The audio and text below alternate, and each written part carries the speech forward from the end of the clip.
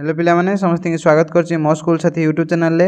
आज आम भिडियो देखा षष्ठ श्रेणी जोटा कि द्वितीय अध्याय अच्छे जीव जगतर विविधता विज्ञान बही तुम से विषय आम आलोचना करवा भिडियो रे। ता पूर्व मुझे कही रखी तुम चैनल को सब्सक्राइब कर सहित बेल आइकन को प्रेस कर कारण यही एजुकेशनल वीडियो प्रत्येक दिन एवं सबू क्लास मानक नहीं आसता है। तो सब्सक्राइब कर रख सहित बेल आइकन को प्रेस कर। तो प्रथम जो अच्छी विषयटी ना प्रथम विषयटी मुझे अलरेडी डिस्कस कर देछि बा आलोचना कर देछि। तुम चाहिए मो चैनल को विजिट कर देख पार। आज आम द्वितीय विषय पढ़िया जोटा कि जीव जगतर विविधता।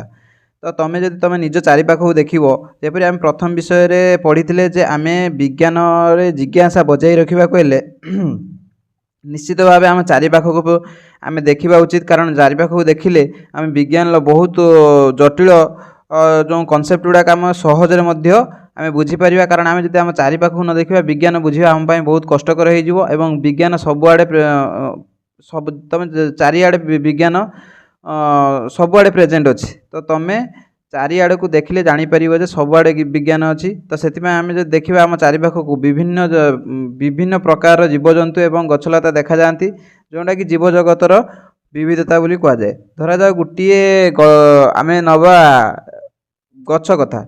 तो गछ देखो केतेटा गछ अच्छी से आम मैटर नुहे केते प्रकार गछ अच्छी सेटा है जीव जगतर विविधता। धरा जाऊ लिंब गछ अच्छी आंब गछ अच्छी बर गछ अच्छी खजुरी गछ अच्छी एवं विभिन्न प्रकार जिते अधिक प्रकार गछ रते अधिक प्रकार आम कह जीव जगतर विविधता अच्छी। जदि गोटे प्रकार गछ आम जदि अनेक रहीगला सेटा आम विविधता कहीपर ना। जीव जगतर विविधता कहले साधारणतः आम बुझाऊे केते अधिक प्रकार जीवजंतु अच्छा से कहुए जीव जगतर विविधता। आम आगू पढ़ा। तो देख प्रथम पिला माने बुलिया गले एवं सहित खाता नहीं गले। तो बुलिया गला से मैंने देख विभिन्न विभिन्न रकमर कौन देखिले ना पशुपक्षी देखिले गछपत्र देखिले किंतु से जो बुलिया जाते से कहारी क्षति पहुँचे नथिले। आम से बुलला बेले कहारी क्षति पहुँचेबा नहीं बरं आम किपरि अलग जीवजंतु मैंने से जीवन यापन प्रणाली सुरुखुरे रही पारि आम से चिंता करवा। तो यहाँ से बुलवाक जाइए। तो ये मुझे किसी विशेष किसी आलोचना करनी तुम यहाँ निज बही में पढ़ी पार। तो यहाँ देख से जो जाते ये सब जिन देखी तो गला भर प्रथम से जो देखी उद्भिदर पर्यवेक्षण करते यहाँ दे तुमको यही सारणी तुमको पूरण करने देख सी प्रथम ये सब जिन देखी घास देखी तुलसी गछ देखते मंदार गछ देखते लिंब गछ तुम्हें भी एडाक तुम चारिपाख देखुथ तार कांडा केमी ना घासर कांडा साधारणतः कोमल थाए तुलसी गछर शक्त और सरू थाए मंदार गछर बहुत शक्त थाए आउ लिंब गछर तो ताठार शक्त और मोटा थाए। आउ जो तुम मुझे गोटे एक्सट्रा एग्जांपल नहीं गेंडु गछ जोटा कि कोमल थाए से रंग यार पत्रर सज्जीकरण देख घासर पत्रर सज्जीकरण है गुटिकिया पत्र कांडर विभिन्न स्थान बाहरी थाए। घास गछ तुम निश्चित भाव देखि तापर है तुलसी गछरे विपरीत दिगरे एक जोड़ा लेखाएं पत्र रही है। जदि तुम तुलसी गछ पाखे थी देखिपर से गोटे पत्रर विपरीत आउ गोटे पत्र थी। तार मंदार गछर जो पत्र गुड़िक साधारणतः देखियो जे कटा कटा धार थाए तुम निश्चित भाव ये देखिए जो मंदार गछर जो पत्रर धार गुड़िक कटा कटा थाए देखिपर गोटे डेम्फर अनेक प्रकार पत्र थाए। जदि लिंब गछर तुम देखो यहाँ धरा जाओ डेम्फटा तार अच्छी ये डेम्फर अनेक प्रकार पत्र लगी थाए ये सब अनेक प्रकार पत्र लगी थाए देखि निश्चित भाव तुम यहाँ लिंब गछर यहाँ गोटे डेम्फर अनेक पत्र लगी थाए। से भली तुम देख गेंडु गछर छोट छोट खंडार विभक्त होता है। तुम ये तलू देखिपर ये जो तलू देख यहाँ है गेंडु गछ यहाँ गेंडु गछर पत्र देती देख तार जो पत्र गुड़ाक छोट छोट खंडर ये विभक्त होती जो रंग लिंब गछर पत्र थिला ये से रंग विभक्त होती। तापर जदि आम जावा फूल कथा घासर फूल साधारणतः छोट धड़ा सबुज एवं विभिन्न रंगर रही है। से तुलसी गछर बैगणी रंगर फूल फुटी थाए से भली मंदार गछरे लाल एवं अन्य रंगर फूल फुटी थाए कि छोट फूल फुटी थाए। से अन्य गेंडु गछरे हलदिया और कमला कलर फूल माने जो फूल फुटी थाए। तापर देखिए आम तापर जदि आम देखिया घास गछरे ता जो मूलटा देखो एगुड़ा केतेक अन्य पर्यवेक्षण जोटा तुम साधारणतः देखि जे घास गछर ता मूलटा गुच्छ मूल थाए जोटा कि आम आगू पढ़ा। तुलसी गछर औषधीय गुण रही है। मंदार गछर डाल द्वारा वंश विस्तार माने मंदार गछर गोटे डाल को लेकिन जब आम माटी पुदिया वर्षा दिनिया से गोटे पूर्ण गछरे परिणत हो। लिंब गछरे कोमल पत्र थिबा पत्र देखा पृष्ठ थिबा पत्र देखा जाए तार जदि लिंब गछर तुम पत्रटार हाथ मार बहुत कोमल लगे। आउ कौन अच्छी ना आम पोक जो आमर गेंडु गछरे आम पोक निवारण गुण थाए। तुम देख तुम घरे मध्य तुम जी टिके माने चाष करुथे पचार जे मंदार गछ जो माने गछ पाखर थी सेठी जो माटी तले जो कोर्मी लगती सब माने माटी तले जो पोक लगती जोटा कि गछ को मारी दियंती जदि मंदार गछ पाखापाखि थी से गछ को मारी पारे ना सेटा गोटे मंदार गछर विशेष गुण। तो यहाँ मंदार एटा सब से पर्यवेक्षण कले ये गछ तुम आहरी तुम चारिपाखे विभिन्न गछ पर्यवेक्षण कर गछ ये सब पर्यवेक्षण कले। सेहीपरि प्राणी मानक विभिन्न प्राणी माने प्राणी मानकर पर्यवेक्षण करथिले पशु पक्षी मानक पर्यवेक्षण करथिले जेपरि काऊ पिंपुड़ी गाई माछ एमानकर पर्यवेक्षण करथिले। काऊर बासस्थान गछ पिंपुड़ीर माटी और गातर गाई गुहाल बा स्थल भाग रही है माछ पानी बा पोखर रही है। सेहीपरि काऊ खाद्य कौन ना कीटपतंग खाई था पिंपुड़ी से पत्र मंजी और कीटपतंग खाई था गाई घास और पत्र खाई था। सेहीपरि माछ शैवाल और छोट पोक खाई था। शैवाल माने तुम देख गोटे गोटे गढ़िया जब तुम लक्ष्य कर सबुज कलर तार गोटे आस्तरण भाया था से साधारणतः शैवाल बोली कहुए।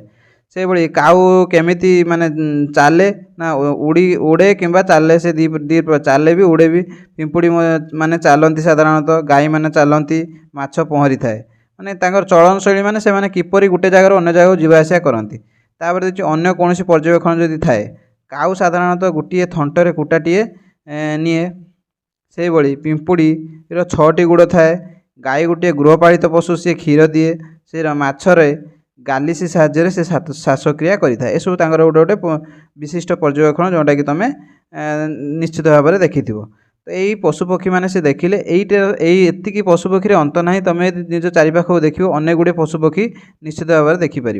तो युवाक तुम यदि देख चारिपाखे तुम ये सी गोटे एग्जाम्पल देती तुम धरा जाओ आखि बुझिल गोटे जेकोसी पशु पक्षी किंबा गछ कथा भाव तापर गोटे चित्रटीए ये काट तो चित्र काटिए देखिए तुम क्लास रे जो 10 जन थे समस्त प्राय चित्र 10 जनकर पाखापाखि 9 रु 8 जनकर चित्र निश्चित भाव अलग हम ता माने आम चारिपाखे विभिन्न प्रकार पशु पक्षी एवं जीवजंतु सहित गछलता अच्छी सेटा को जैव विविधता बोली कहुए। एक निर्दिष्ट स्थान में देखा उद्भिद और प्राणी मानकर विविधता से अंचल जैव विविधता को सूचाई थाए। ये प्राणी और उद्भिद मानकर विविधता कहले केते प्रकार प्राणी और उद्भिद सेठारे बास करछन्ती सेटा हला से अंचलर बा सेही स्थानर जैव विविधता केते प्रकार माने धरा जाऊ गोटे कहबी काऊ धरा जाऊ गोटे अंचल 100टा अच्छी सेटा से गोटे प्रकार पक्षी है कि धरा जाऊ काऊ अच्छी 200टी कोइली अच्छी 30टी हलदी बसंत अच्छी 40टी ये 3 प्रकार चढ़ई आसीगले तांको संख्या अधिक हो पार थाए कि प्रकार केते प्रकार बास कर जैव विविधता। तो जैव विविधता गोटे अंचल जिते अधिका हम से अंचल सेते भल जैव विविधता द्वारा से अंचल जो प्राकृतिक भारसाम्य रक्षा हो पारे। जदि जैव विविधता रहिबो प्राकृतिक भारसाम्य निश्चित भाव नष्ट हो जिवो। किंतु एक दुखर विषय है जे मनुष्य मानकर अत्यधिक लोभ जुगुरु बा अत्यधिक जनसंख्या वृद्धि जुगुरु बर्तमान जैव विविधता आस्ते आस्ते कौन होची ह्रास हो जाउची। सेथिपाई आम निश्चित भाव जैव विविधता को किपरि वृद्धि करिपरिबा से विषय चिंता करवा निश्चित भाव दरकार। तमें जानिक आश्चर्य हम धर आम जैव विविधता को 100 भाग धरिबा बर्तमान सुधा मनुष्यर कार्यकलाप जुगुरु पाखापाखि 70 भाग जैव विविधता नष्ट हो साराणी आ मात्र 30 भाग जैव विविधता अच्छी जहाँकि आम जो निश्चित भाव संरक्षण न करवा निश्चित भाव आम हैरान पड़ा। तापर देछि एक अंचल जोटा कहते एक अंचल जैव विविधता प्रत्येक सदस्यंकर भिन्न भिन्न भूमिका रही। तुम जब देख छोट पिंपुड़ी ठाई आरंभ कर बड़ हाथी पर्यंत समस्तंकर गोटे जैव विविधतार भूमिका रही।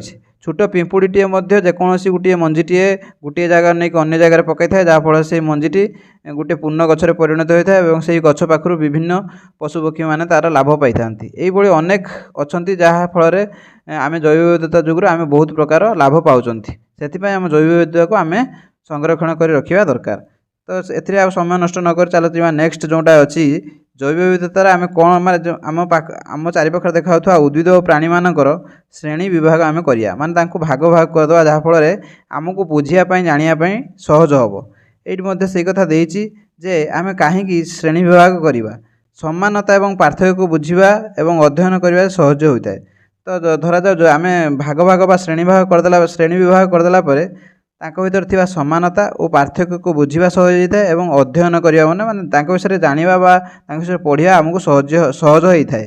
ଯେପରି ଯଦି ଆମେ ଗଛକୁ ବିଭିନ୍ନ ଉପାୟରେ ଆମେ କ'ଣ କରିପାରିବା, ତାଙ୍କର ଶ୍ରେଣୀ ବିଭାଗ କରିପାରିବା। ଯେପରି ଫୁଲ ଧରେ ନା ନାହିଁ, କେଉଁ ଗଛରେ ଫୁଲ ଧରେ କେଉଁ ଗଛରେ ଫୁଲ ଧରେନି, ସେହି ହିସାବରେ ମଧ୍ୟ ଆମେ ଭାଗ କରିପାରିବା। ଶକ୍ତ ଓ କୋମଳ କାଣ୍ଡ, କେଉଁ ଗଛର ତୁମେ ଦେଖିବ ଘାସ ଗଛର ତା କାଣ୍ଡଟା କୋମଳ ହୋଇଥାଏ, କିମ୍ବା ଧରାଯାଉ ମନ୍ଦାର ଗଛର ତା କାଣ୍ଡଟା ବହୁତ ଟାଣ ହୋଇଥାଏ। ଧରାଯାଉ କହିବା ଆମେ ଗୋଟେ କୋମଳ କାଣ୍ଡ ନେଇଯିବା କଲରା ଗଛର ତା କାଣ୍ଡଟା ଦେଖିବା ଯଦି ବହୁତ କୋମଳ ହୋଇଥିବ, କିନ୍ତୁ ଯଦି ଆମେ ସେଇଠି ନେଇଯିବା ଆମ୍ବ ଗଛର କାଣ୍ଡଟି ସେଟା ବହୁତ ଟାଣ ହୋଇଥିବ। ସେର ଖାଦ୍ୟାଭ୍ୟାସ କିଏ ମାନେ କେଉଁ ପ୍ରାଣୀ କେଉଁ ରଙ୍ଗ ଖାଦ୍ୟ ଗ୍ରହଣ କରେ ବା କେଉଁଠି ସିଏ ରହେ ମାନେ ବାସସ୍ଥାନ, ସେହି ହିସାବରେ ମଧ୍ୟ ଆମେ ଶ୍ରେଣୀ ବିଭାଗ କରିପାରିବା। ପ୍ରାଣୀମାନେ କ'ଣ ଖାଆନ୍ତି, କେଉଁଠି ରହନ୍ତି, ସେମାନଙ୍କର ରଙ୍ଗ କିପରି, ସେମାନେ କିପରି ଚଳପ୍ରଚଳ କରନ୍ତି, ଏହି ହିସାବରେ ମଧ୍ୟ ଆମେ ଜୈବ ବିବିଧତାକୁ ଆମେ ବା ଆମ ଚାରିପାଖରେ ଥିବା ପ୍ରାଣୀ ଓ ଉଦ୍ଭିଦମାନଙ୍କୁ ଶ୍ରେଣୀ ବିଭାଗ କରିପାରିବା। ତ ପ୍ରଥମେ ଆମେ ଉଦ୍ଭିଦ ଗୁଡ଼ିକର ଶ୍ରେଣୀ ବିଭାଗ କରିବା। ଉଦ୍ଭିଦ ମାନେ ଆମ ଚାରିପାଖରେ ଥିବା ଗଛମାନଙ୍କର ଶ୍ରେଣୀ ବିଭାଗ କରିବା। ଏଇଠି ଦେଖ ଗୋଟେ ସାରଣୀ ଦେଇଛି। এই ସାରଣୀକି ତୁମେ ଦେଖିବ, ଏଠି ଦେଇଛି ବିଭିନ୍ନ ଗଛ ଦେଇଛି, ଯେପରି ଆମ୍ବ ଗଛ, ଗୋଲାପ ଗଛ, ଟମାଟୋ ଗଛ, ବର ଗଛ, ଲେମ୍ବୁ ଗଛ, ଧଣିଆ ବା ପୁଦିନା ଗଛ, ଏଇସବୁ ଗଛ ମୁଁ ନେଇଛି। ତୁମେ ଚାହିଁଲେ ଏଠି ଆଉ ଗୋଟେ ତୁମେ ନିଜେ ଫିଲ୍ଅପ୍ କରିବା ପାଇଁ ଦେଇଛି। ଏଠି ଦେଖ ଆମ୍ବ ଗଛର ଯେଉଁଟା ଆମ୍ବ ଗଛର ଏଇଟା ଉଚ୍ଚତା ଦେଇଛି, ପ୍ରଥମେ ଦେଇଛି ଉଚ୍ଚତା। ତୁମେ ଦେଖିବ ଆମ୍ବ ଗଛର ଉଚ୍ଚତା ସାଧାରଣତଃ ଲମ୍ବା ଥାଏ, ଗୋଲାପ ଗଛର ମଧ୍ୟମ ଥାଏ, ଟମାଟୋ ଗଛର ବହୁତ ଛୋଟ ଥାଏ।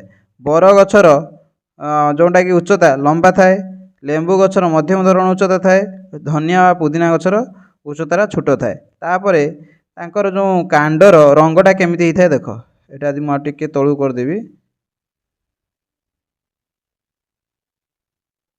ଏଇଠି ଦେଖ କାଣ୍ଡର ରଙ୍ଗ ଦେଖିବ ଯଦି ଆମ୍ବ ଗଛର କାଣ୍ଡର ରଙ୍ଗ ସାଧାରଣତଃ ମାଟିଆ ହୋଇଥାଏ। ତୁମେ ନିଶ୍ଚିତ ଭାବେ ପର୍ଯ୍ୟବେକ୍ଷଣ କରିଥିବ। ଗୋଲାପ ଗଛର ମାଟିଆ ରଙ୍ଗ ରହିଥାଏ, ଟମାଟୋ ଗଛର ସବୁଜ ରଙ୍ଗ ରହିଥାଏ, ବର ଗଛର ମାଟିଆ ରଙ୍ଗର ହୋଇଥାଏ, ଲେମ୍ବୁ ଗଛରେ ମଧ୍ୟ ମାଟିଆ ରଙ୍ଗ ରହିଥାଏ, ଧଣିଆ ବା ପୁଦିନା ଗଛରେ ତୁମେ ସବୁଜ ରଙ୍ଗର କାଣ୍ଡ ନିଶ୍ଚିତ ଭାବେ ଦେଖିବାକୁ ପାଇବ। ତାପରେ କାଣ୍ଡର ପ୍ରକୃତି ମାନେ ସେମାନେ କୋମଳ ନା ଶକ୍ତ। ଆମ୍ବ ଗଛରେ ତୁମେ ନିଶ୍ଚିତ ଭାବେ ଶକ୍ତ କାଣ୍ଡ ଦେଖିଥିବ, ଗୋଲାପ ଗଛରେ ବି ଶକ୍ତ, ଟମାଟୋ ଗଛରେ କୋମଳ, ବର ଗଛରେ ଶକ୍ତ, ସେହିଭଳି ଲେମ୍ବୁ ଗଛରେ ମଧ୍ୟ ଶକ୍ତ ଥାଏ, ଧଣିଆ ବା ପୁଦିନା ଗଛରେ କୋମଳ କାଣ୍ଡ ଥାଏ। ତାପରେ ମୋଟା ନା ପତଳା, ତୁମେ ଦେଖିବ ଆମ୍ବ ଗଛର ମୋଟା କାଣ୍ଡ ଥାଏ, ଗୋଲାପ ଗଛରେ ପତଳା କାଣ୍ଡ, ଟମାଟୋ ଗଛରେ ପତଳା କାଣ୍ଡ, ବର ଗଛରେ ମୋଟା କାଣ୍ଡ, ସେହିଭଳି ଲେମ୍ବୁ ଗଛରେ ପତଳା ଏବଂ ଧଣିଆ ଓ ପୁଦିନା ଗଛରେ ପତଳା କାଣ୍ଡ ଥାଏ। ସେହିଭଳି ଶାଖା ଗୁଡ଼ିକ କେଉଁଠୁ ବାହାରିଛି, ଉତ୍ପତ୍ତି ସ୍ଥାନ ମାନେ କେଉଁଠୁ ବାହାରିଛି, ମାଟି ନିକଟରୁ ନା ଡାଳରୁ ଉପରକୁ ଉଠିଛି। ମାନେ ମାଟି ଉପରୁ, ମାନେ ଧରାଯାଉ ଏଇଟା ମାଟି ଅଛି, ଏଇ ମାଟି ନିକଟରୁ ତା ଶାଖା ଗୁଡ଼ା ବାହାରିଛି, ନା ଏଇର ଗୋଟେ ଆଗର ବଡ଼ କାଣ୍ଡଟେ ଯାଇଛି ତାପରେ ଶାଖା ଗୁଡ଼ା ବାହାରିଛି, ତା ମଧ୍ୟରେ ପାର୍ଥକ୍ୟ ଦେଇଛି। ତୁମେ ଦେଖିବ ଆମ୍ବ ଗଛର ଶାଖା ଗୁଡ଼ିକ ସାଧାରଣତଃ ଡାଳ ଉପରକୁ ମାନେ ଆଗର ଗୋଟେ କାଣ୍ଡଟେ ଉଠିଯିବ, ତାପରେ ତାର ଶାଖା ଗୁଡ଼ାକ ଉଠିଥାଏ। ଗୋଲାପ ଗଛର ମାଟି ନିକଟରୁ, ଟମାଟୋ ଗଛର ମାଟି ନିକଟରୁ, ବର ଗଛର ଡାଳ ଉପରକୁ ଉଠିଛି। ଯଦି ଲେମ୍ବୁ ଦେଖିବ ଏଟା ମାଟି ନିକଟରୁ, ଧଣିଆ ବା ପୁଦିନାର ମାଟି ନିକଟରୁ। ତ ଏହି ହିସାବରେ ଆମେ କ'ଣ କରୁଛନ୍ତି, ଉଦ୍ଭିଦର ଶ୍ରେଣୀ ବିଭାଗ କରୁଛନ୍ତି। ଯାହାର ସେଇଠି ଦେଖ ତିନି ଭାଗରେ ବିଭକ୍ତ କରିଛି, ଗୋଟେ ହେଲା ଗଛ ବା ବୃକ୍ଷ, ଆଉ ଗୋଟେ ହେଲା ବୁଦା, ଆଉ ଗୋଟେ ଗୁଳ୍ମ।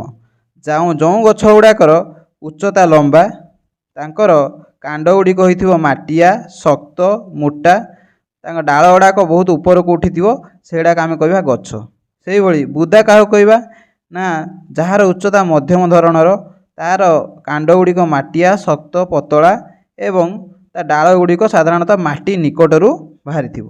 ସେହିଭଳି ଗୁଳ୍ମ କାହାକୁ କହିବା ନା ଯେଉଁ ଗଛଟା ସାଧାରଣତଃ ଛୋଟ, ସବୁଜ ରଙ୍ଗର, ମାନେ କାଣ୍ଡଟା ସବୁଜ ରଙ୍ଗର ହେଇଥିବ, କାଣ୍ଡଟା କୋମଳ ହେଇଥିବ, ପତଳା ହେଇଥିବ ଏବଂ ମାଟି ନିକଟରୁ ତାର କ'ଣ ବାହାରିଥିବ, ଶାଖା ପ୍ରଶାଖା ଗୁଡ଼ାକ ଉତ୍ପତ୍ତି ହେଇଥିବ। ଯଦି ଆମେ ତାକୁ ଭଲସେ ଦେଖିବା, ତାର ଡେଫିନେସନ୍ ଏଇଠି ଦେଇଛି।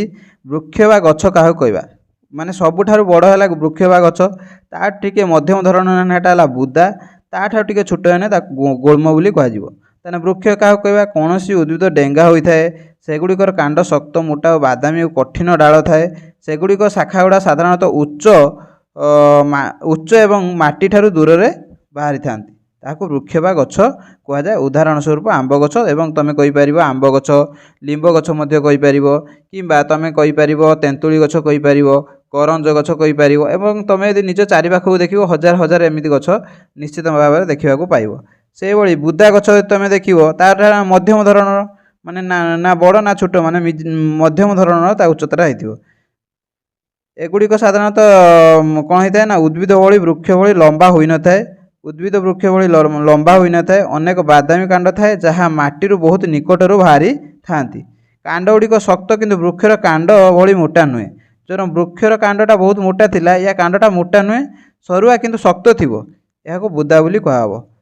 ତାପରେ କେତେକ ଉଦ୍ଭିଦ ସାଧାରଣତଃ ଛୋଟ, କୋମଳ ଓ ସବୁଜ କାଣ୍ଡ ବିଶିଷ୍ଟ, ଏଗୁଡ଼ିକ ଗୁଳ୍ମ ବୋଲି କୁହାଯାଏ। ଏଟା ହେଲା ୟାର ଉଦାହରଣ ହେଲା ଟମାଟୋ, ଆଉ ଯେଉଁ ଏଇଟା ଆମର ବୁଦାର ଉଦାହରଣ ହେଲା ଗୋଲାପ। ତୁମେ ଏଇ ରଙ୍ଗ ଅନେକ ମଧ୍ୟ ଉଦାହରଣ ତୁମେ ଚାରିପାଖରେ ଦେଖିପାରିବ।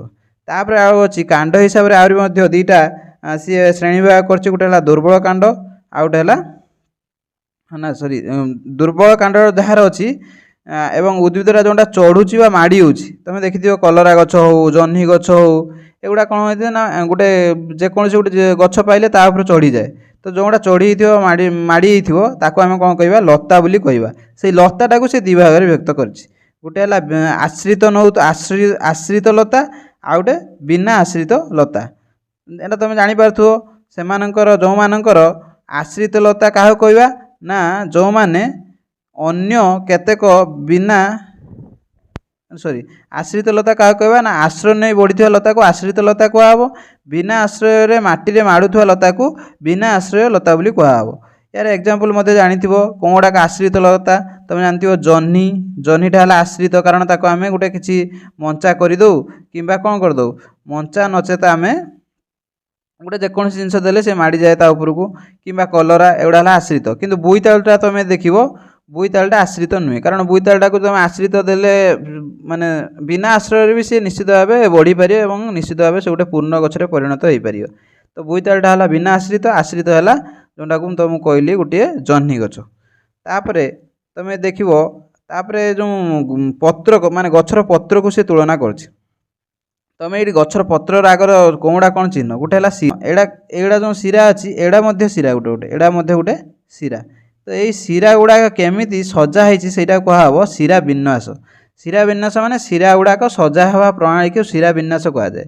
ଆଉ ଶିରା ମାନେ ତୁମେ ଦେଖିଥିବ ଗୋଟେ ପତ୍ର ନେଇ ଆସିନେ ଏଇରକମ ସବୁ ତାର ଛୋଟ ଛୋଟ ଥିବ, ସେଇଟାକୁ ଶିରା ବୋଲି କୁହାଯାଏ। ତ ଆଜି ଆମେ ଦେଖିବା ଶିରା ଗୁଡ଼ାକ ସାଧାରଣତଃ ବିଭିନ୍ନ ଭାଗରେ ବିଭକ୍ତ କରାଯାଇଛି। ଗୋଟେ ହେଲା ଜାଲକ ଶିରା, ଆଉ ଗୋଟେ ହେଲା ସମାନ୍ତରଳ ଶିରା। ଜାଲକ ମାନେ କ'ଣ? ଏଇ ଶିରା ଗୁଡ଼ାକ ଧରାଯାଉ ଏଇଟା ଗୋଟେ ମୁଖ୍ୟ ଶିରା ହେଲା, ଏଇ ଶିରା ଗୁଡ଼ାକ ଏଇରକମ ଥିବ ଏବଂ ତା ଉପରେ ଏଇରକମ ଫେର ଥିବ, ଏଇରକମ ମାନେ ବ୍ରାଞ୍ଚ ରକମ ହେଇଥିବ, ମାନେ ଶାଖା ପ୍ରଶାଖା ତାର ଥିବ। କିନ୍ତୁ ସମାନ୍ତରଳ ଯେପରି କଦଳୀ ଗଛରେ ଦେଖିଥିବ ଏଇରକମ ଗୋଟେ ଥିବ, ତା ସମାନ୍ତରରେ ମାନେ ଏଇରକମ ସମାନ୍ତରରେ ମାନେ ତାଙ୍କୁ ଯଦି ଆମେ ଆଗକୁ ବଢ଼ିବା ସେମାନେ ଛେଦ କରିବେ ନାହିଁ। ସମାନ୍ତର ସରଳରେଖା ତୁମେ ଗଣିତରେ ପଢ଼ିଥିବ ସେଇ ହିସାବରେ। ତ ଏଇଟା ସମାନ୍ତରଳ ମାନେ ତାଙ୍କ ଭିତରେ ଏଇରକମ ସମାନ୍ତର ହେଇକି ଥିବ ଏବଂ ଏମିତି ହେଇନଥିବ, ମାନେ ଶାଖା ପ୍ରଶାଖା ହେଇନଥିବ।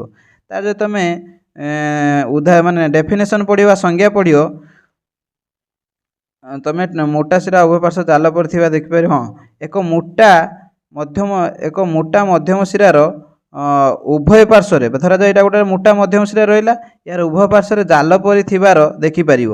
ଏହାକୁ ଜାଲକ ଶିରା ବିନ୍ୟାସ ବୋଲି କୁହାଯାଏ। ମାନେ ଏଇ ରଙ୍ଗ ଥିବ, ମୋଟାଟା ଆଗରେ ଏଇଟା ମୋଟାଟା ରହିଲା, ତାପରେ ଏଇରକମ ତାର ସବୁ ଶିରା ଥିବ, ଏଇରକମ ଥିବ, ତାପରେ ଏଟାରୁ ମଧ୍ୟ ଏଇରକମ ଶିରା ବାହାରିକି ଥିବ, ଏଇରକମ ଛେଦ, ମାନେ ଜାଲ ଭଳିଆ ଯେଉଁ ରଙ୍ଗ ଗୋଟେ ଜାଲ ଦେଖିବ ଯଦି ଯେଉଁ ଶାଖା ପ୍ରଶାଖା ହେଇକି ସେମାନେ ପରସ୍ପରକୁ ଛେଦ କରିଥାନ୍ତି, ଇଏ ମଧ୍ୟ ସେଇରକମ ଦେଖାହେବ।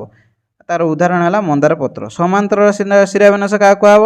ନା ଧରାଯାଉ ଏଇଟା ଗୋଟେ ମଝିରେ ବାହାରିଲା, ତା ଶିରା ଗୁଡ଼ା ଏଇରକମ ସମାନ୍ତର ହେଇକି ବାହାରିଥିବେ, କିମ୍ବା ଏଇଟା ଗୋଟେ ମଝିରେ ବାହାରିଲା, ଏଠୁ ଗୋଟେ ଏଇରକମ ଶିରା ବାହାରିଥିବ, ଏଠି ଗୋଟେ ଏଇରକମ ଶିରା ବାହାରିଥିବ, ଯାହାଫଳରେ ଏଇଟା ଗୋଟେ କ'ଣ ହେବ?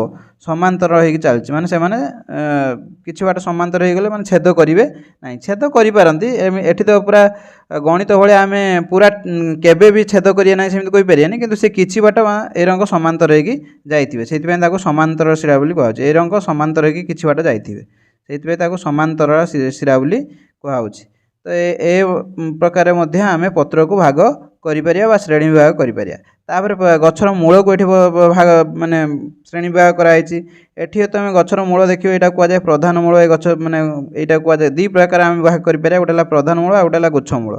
प्रधान मूलर मेन गोटे मुख्य गोटे मूल थी तार एर शाखा प्रशाखा बाहर थी किंतु गुच्छ मूल सेमती किसी मुख्य गोटे मूल नथिबो एर केवल ब्रांच बा शाखा प्रशाखा बाहर थी तार मुख्य मूल ना ये जो गोटे मुख्यटा यहाँ मुख्य अच्छी यार सेमती मुख्य ना तुम प्रधान मूल निश्चित भाव में देखि जेपरी तुम यदि आंब गछटी तुम निश्चित भाव के उपाड़ी कौन जुगर उपुड़ी तुम निश्चित भाव देखि सेटा प्रधान मूलर उदाहरण। से तार संज्ञा देछि एक गछर मूल गोटे मुख्य मूल थी एवं गोटे गोटे मुख्य मूल थी एथिरु उत्पन्न हेउथुवा छोट मूल पार्श्व मूल रही है यहाँ मुख्य मूल एवं छोट छोट पार्श्व मूल थी यहाँ है आमर कौन ना प्रधान मूल कहवा तार उदाहरण है प्रधान मूल थी आउ एक उदाहरण हूँ तुम्हें देखि मंदार गछ देखि नचे तुम आंब गछ देखिपर नचे तुम यदि ये जो आमर गेंडु गछ देखिपर नचे तुम यदि कईया देखच ना कईया गछर जदि आउ कि दिन पर कईया गछ निश्चित भाव तुम बाड़ी उठे ताकू उपाड़ी देख से भाई चेर कांडर तल भागर बाहरी चेर धरा जाए कांड रहा ये कांडर लास्ट को ये धरा जो यूँ मेंचे खंड बाहर थे कांडर जो मूल स्टार्ट होती है मेंचे खंड बाहर थी तार किसी प्रधान गोटे ये जो गोटे मुख्य शाखा मूल थी ये मुख्य सहीटा नथिबो कांडर तल भागर बाहर थाए समान आकार सरु सरु मूल एक गुच्छ भाव में रही है गुच्छ आकार रही है से गुच्छ मूल बोली कहुच्छे तो यहाँ कहुए गुच्छ मूल तार उदाहरण है घास गछ देखि मका गछ देखि ये सब गुच्छ मूलर उदाहरण। तापर देछि एठी गोटे सारणी तुम फिलअप कर उदाहरण देपर तुम गोटे देछि घास तार पत्रर विन्यास केमिति होता है ना समांतर होता है घास गचर एरं गोटे थी एरं पत्र गुड़ाक एरं सीरा गुड़ा थी से समांतर मूलटा गुच्छ मूल तुम देखि सदा बिहारी माने यहाँ सदा बिहारी तुम देखि निश्चित भाव यहाँ सदा बिहारी तार जो पत्र विन्यास तुम देख पत्र यहाँ मुख्य गोटे सारा शाखा माने मुख्य गोटे तार शिरा थी तार अनेक शिरा थी से कहुच्छे जालक पत्रर विन्यास है जालक ता मूल प्रधान मूल थी से आंबर प्रधान मूल तो तुम जानच आ पत्र देखिए जालक तार जो शिरा विन्यासटा जालक आकार थी मकार समांतराल गुच्छ मूल गेंडूर जालक प्रधान मूल थाए तो यहाँ तुम निश्चित भाव उपाड़ी देखिपर। तो यदि देखा आम एथर गोटे शेष या उपनीत हवा जे साधारणतः जार जालक शिरा विन्यास पत्र थी माने जार पत्र विन्यासटा जालक आकार थी मूलटा केमिति होइथिबो ना प्रधान मूल होइथिबो तार जार समांतराल शिरा विन्यास थी तार मूलटा गुच्छ मूल होइथिबो। तो से भाई तार उदाहरण मध्य देछि चना गछ तुम निश्चित भाव देखि जोटा बुट गछ कि मटर गछ एड़ा सब देखि ता मूलटा प्रधान मूल थी पत्रटा जालक थी से रंग गहमर गुच्छ मूल थी तार शिरा विन्यासटा समांतराल थी निश्चित भाव तुम यहाँ देखि तापर जदि आम देखा आउ गोटे तुलना करिपरिबा तार कौन ना तार मंजी की नहीं आम तुलना करिपरिबा देख गोटे है द्विबीज एटा दी भाग व्यक्त करा मंजी की नहीं गछ को दी भाग व्यक्त कर गोटे है द्विबीजपत्री मंजी आ गोटे है एक बीजपत्री मंजी तुम साधारणतः देख गोटे गछ यदि फास्ट लगेल गोटे मंजीटे देख सेटा जदि तार पत्रटा रंग दीटा एरं पत्र फास्ट बाहर से द्विबीजपत्री जदि एरं गोटे लंबा रंग पत्र बाहर गोटे पत्र सेटा है एक बीजपत्री तुम यहाँ निश्चित भाव देखि धरा जाओ गोटे बुट को नहीं आस बुटटा को कौन कर भेदे प्रथम तुम भांगी पार जदि प्रथम भांगी पार देखिपर बुटटा को भांगीदेव एरं देख तार दी खंड माने यहाँ को एरं दी खंड हो से रंग तुम यदि देख आमर मुग किंबा बिरी की मुग बिरीर मध्य दिखंड हो सब द्विबीज पत्र आ मका मंजीटा को आनी देख चाउल बा धानटा को आनी देख सब एक बीज पत्रर उदाहरण तार डेफिनेशन कौन देछि हाँ आउ ये जो पत्रर ये जो तुम जो मका को ना मका कहनी बुट को जो दीटा भाग भांगीदेल जो सेटा तार कहुए बीजपत्र तार जो यहाँ बुट थी मुझे भांगीदेनी दी भाग होगा से कहब बीजपत्र से जेहेतु तार दीटा बीजपत्र रोचे से कहुच्छे द्विबीजपत्री किंतु तुम जदि देख गहम हो कि चाउल हो कि मका हो ताकू तुम ଦି ଭାଗରେ ବିଭକ୍ତ କରିପାରିବ ନାହିଁ। ମାନେ ତୁମେ ଏମିତି ଭାଙ୍ଗିକି କରିପାରିବ, କିନ୍ତୁ ସାଧାରଣତଃ ସେ ଯେଉଁ ତୁମେ ଏଇଟା ଇଜିଲି ତୁମେ ଦି ଭାଗରେ ବିଭକ୍ତ ହେଉଥିଲା, ଏଇଟା ହେବ ନାହିଁ। ସେଥିପାଇଁ ଏଇଟା ଏକ ବୀଜି, ଏଇଟା ଦ୍ୱିବୀଜି ପତ୍ର। ତ ଏଇଟା ତୁମେ ଏଇଠି ଦେଇଛି ତା'ର ଉଦାହରଣ, ଯେଉଁ ଗଛର ମଞ୍ଜି ଦୁଇଟି ବୀଜ ପତ୍ର ଥାଏ ସେମାନଙ୍କୁ ଦ୍ୱିବୀଜି ପତ୍ର କୁହାଯାଏ। ମକାରେ ଗୋଟିଏ ପତଳା ବୀଜ ଥାଏ, ଏପରି ମଞ୍ଜି ଥିବା ଗଛକୁ ଏକବୀଜି ପତ୍ର କୁହାଯାଏ। ଆଚ୍ଛା, ଦ୍ୱିବୀଜି ପତ୍ର ଯେଉଁଟାକି ଧରାଯାଉ ଆମେ ବୁଟ ନେବା, ତାହାର ଶିରା ବିନ୍ୟାସଟା କ'ଣ ହେବ? ଜାଲକ ହେବ ଏବଂ ତା'ର ମୂଳଟା ପ୍ରଧାନ ମୂଳ ହେବ। ତୁମେ ନିଶ୍ଚିତ ଭାବେ ଜାଣିପାରୁଥିବ। ସେହିଭଳି ଏକବୀଜି ପତ୍ର ଧରାଯାଉ ଆମେ ନେଲେ ଧାନ, ତାହାର ସମାନ୍ତର ଶିରା ବିନ୍ୟାସ ରହିବ, ତା'ର ଗୁଚ୍ଛ ମୂଳ ରହିବ। ତା'ମାନେ ଆମେ କହିପାରିବା ଏକବୀଜି ପତ୍ରର ସମାନ୍ତର ଶିରା ବିନ୍ୟାସ ଏବଂ ଗୁଚ୍ଛ ମୂଳ ଥାଏ। ସେଇର ଦ୍ୱିବୀଜି ପତ୍ରର ଜାଲକ ଶିରା ବିନ୍ୟାସ ଏବଂ ପ୍ରଧାନ ମୂଳ ଥାଏ। ତୁମେ ଯଦି ଗୋଟେ ଗଛ ନେଇକି ଦେଖିପାରିବ ଏବଂ ମଧ୍ୟ ୟାର ମୁଁ ଗୋଟେ ପ୍ରାକ୍ଟିକାଲ ଗୋଟେ ସର୍ଟ ଭିଡ଼ିଓ ମୁଁ ନିଶ୍ଚିତ ଭାବେ ମୋ ଚ୍ୟାନେଲରେ ନେଇ ଆସିବି। ତୁମେ ସେଥିପାଇଁ ଚ୍ୟାନେଲକୁ ସବସ୍କ୍ରାଇବ୍ କରି ରଖ। କାଲି ନହେଲେ ପରଦିନ ଭିତରେ ମୁଁ ୟାର ଗୋଟେ ସର୍ଟ ଭିଡ଼ିଓ ନେଇ ଆସିବି, ଯେଉଁଟାକି ଗୋଟେ ଦ୍ୱିବୀଜପତ୍ରୀ ହେଇଥିବ, ତା ଜାଲକ ଶିରା ବିନ୍ୟାସ ଥିବ ଏବଂ ପ୍ରଧାନ ମୂଳ ଥିବ। ଯେଉଁଟାକି ଏକବୀଜି ପତ୍ର ହେଇଥିବ, ତା'ର ସମାନ୍ତର ଶିରା ବିନ୍ୟାସ ଥିବ, ତା'ର ଗୁଚ୍ଛ ମୂଳ ଥିବ। ଏତିକିରେ ଭିଡ଼ିଓଟି ଶେଷ କରୁଛି। ୟାପରେ ଆମେ ପ୍ରାଣୀମାନଙ୍କର ଶ୍ରେଣୀ ବିଭାଗ ଆଉ ଗୋଟେ ଭିଡ଼ିଓରେ ପଢ଼ିବା। ଏତିକିରେ ଭିଡ଼ିଓଟି ଶେଷ କରୁଛି। ଧନ୍ୟବାଦ। ଜୟ ଜଗନ୍ନାଥ।